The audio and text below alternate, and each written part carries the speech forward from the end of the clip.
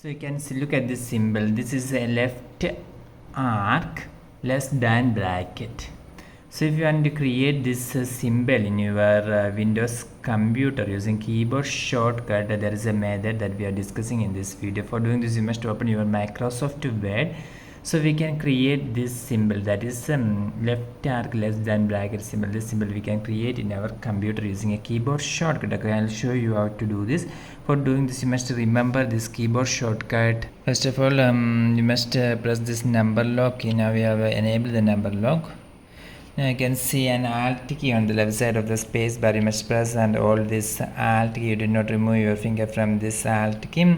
At the same time, you must type here 10643. Okay, after typing 10643, you can release your finger from this alt key.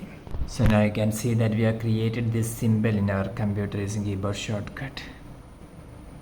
You can subscribe Engineers Online for more videos like this. Thank you.